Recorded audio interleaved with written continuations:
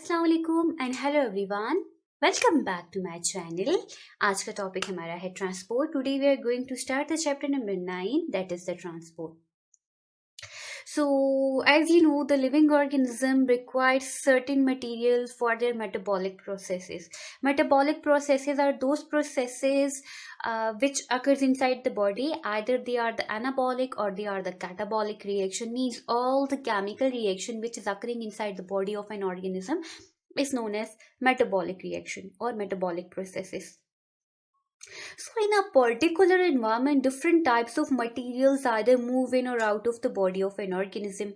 कि एक environment में जिस type का organism रहेगा उसके according ही materials उसकी body में move in करेंगे, body से move out हो जाएंगे.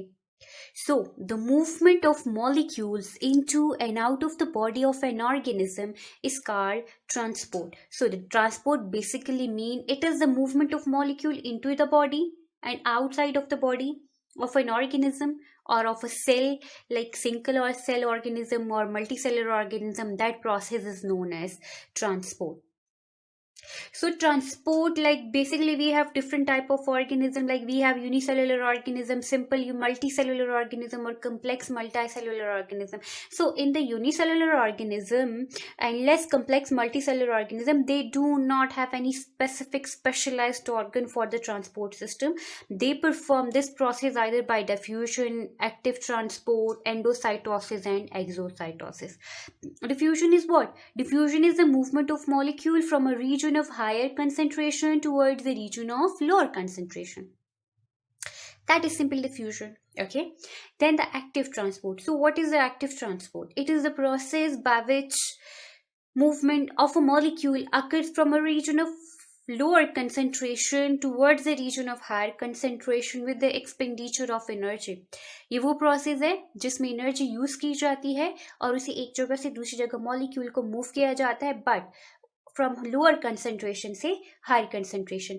देन नेक्स्ट है एंडोसाइटोसिस, के बाहर से बॉडी की तरफ अंदर लेकर आने मटेरियल को उसके इर्द गिर्द वैक्यूल बनाया जाता है, उसको एंडोसाइटोसिस कहते हैं. एक्सोसाइटोसिस वही प्रोसेस है कि बॉडी से वैक्यूल की फॉर्म में बाहर बॉडी एक्सक्रीट कर देना मटेरियल्स को. मोस्टली जो वेस्ट मटेरियल होती हैं उनको एक्सक्रीट करने के लिए एंडोसाइटोसिस का प्रोसेस किया जाता है. सो इस तरह के मैकेनिज्म, इस तरह के प्रोसेस जो है वो यूनिसेलुलर या सिंपल मल्टीसेलुलर ऑर्गेनिज्म में होती हैं. और with help of these processes वो सारे न्यूट्रिएंट्स मटेरियल आइदर वो उनकी बॉडी के लिए इसेंशियल है या हार्मफुल है, एक्सक्रीटरी मटेरियल है, उसे वो गेट रिड कर लेते हैं. जबकि in more complex like the animals and the plant they have the special organ system. ठीक है, इनका स्पेशल ऑर्गन सिस्टम है. Like in the plant there is a vascular system in which xylem phloem is involved, the other cells are also involved. Then in the animal you have the digestive system, you have the excretory system. All these things are involved for the movement of the molecule into and out of the cell. So, they exchange their material with the environment and transport of the material within the body with the help of those specialized organ system. Every and each cell of the body needs food and oxygen and also needs to remove the waste product. के living organism है, जिंदा रहने के लिए उसे food चाहिए होती है, ऑक्सीजन की रिक्वायरमेंट है, फिर उसके रिजल्ट में वेस्ट प्रोडक्ट्स भी बनते हैं. उन वेस्ट प्रोडक्ट्स को बॉडी से भी निकालना ज़रूरी है. इट प्रोड्यूस और द वेस्ट प्रोडक्ट कब बनते हैं? जब बॉडी के अंदर डिफरेंट केमिकल एक्टिविटीज होती हैं, मेटाबॉलिक रिएक्शंस होती हैं. However every cell is in not direct contact with external source to get rid of the to get those remove the waste products and to get the nutrients from the environment. इसलिए also the cell is not in direct contact with the organs, tissues, cells of the body where these nutrients are formed and wastes are stored. So ऐसा काम करने के लिए उन्हें तो obviously कोई specialise system चाहिए होगा, क्योंकि वो उनका डायरेक्ट कांटेक्ट तो इंटरनल एक्सटर्नल एनवायरनमेंट के साथ है नहीं, ताकि उनसे डायरेक्टली वो न्यूट्रिएंट्स ले सके और अपनी बॉडी में बनने वाला वेस्ट प्रोडक्ट बाहर निकाल सके. So hence the system is needed to transport all the needs like carbon dioxide, oxygen, nutrients, water, etc. and to remove the waste from the cell. All organisms, whether they are the unicellular or multicellular, plants or animal, simple or complex, have a transport system in their bodies.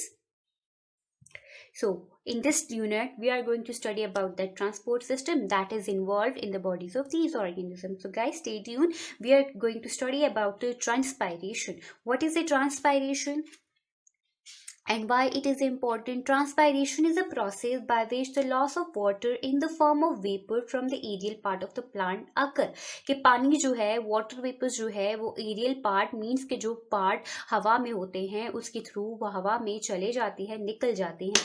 Mostly 90% of the water is transpired by the leaves. ठीक है. और transpiration होती कहाँ पे? Mainly it occurs with the help of the small pores that is known as the stomata. कि stomata के through जो है ये होती है. और ये स्टोमेटा सारे प्रेजेंट कहाँ पर होती हैं? स्टोमेटा सारे प्रेजेंट हैं lower surface of the leaf. Like this is the upper surface of the leaf and this is the lower surface of the leaf. So on the lower surface of the leaf all the stomatas are present.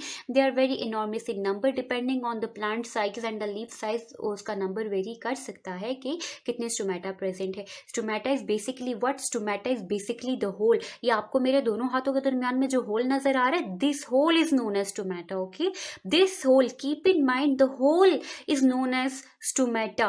These are not any special type of cell. Stomata कोई cell कुछ चीज नहीं है, ये सिर्फ ये whole है जो प्रेजेंट होता है लीफ के लोअर सरफेस की तरफ, उसको कहते हैं स्टोमेटा. ये होल माइक्रोस्कोपिक होता है, ये आपको ऐसी नेकेड आई से नजर नहीं आएगा. इसको देखने के लिए माइक्रोस्कोप की रिक्वायरमेंट होती है. आप माइक्रोस्कोप के थ्रू इसको देख सकते हैं. आगे अगर हम लोग बात करें कि इसमें से ट्रांसपोर्ट ऑफ वाटर होती कैसी है, तो देखिए कि होगा क्या कि लीव्स में जो है वाटर कहाँ पे प्रेजेंट होता है? जाइलम टिश्यूज में. Because xylem tissues are present all around the body of a plant. Leaves में जाइलम टिश्यूज प्रेजेंट है. जाइलम टिश्यू में क्या प्रेजेंट है? वहाँ पे वाटर प्रेजेंट है. सो जाइलम से ये वाटर कहाँ पे मूव करेगा? मीजोफिल सेल की वॉल्स की तरफ ये वाटर मूव करेगा. अब मीजोफिल सेल की वॉल जो है वो मॉइस्ट होती है, वहाँ पे वाटर आ जाएगा और वहाँ से वो वाटर क्या हो जाएगा? एयर स्पेसेस में, लीफ के अंदर एयर स्पेसेस प्रेजेंट होती हैं, वहाँ पे वो एवोपोरेट हो जाएगा. ठीक है.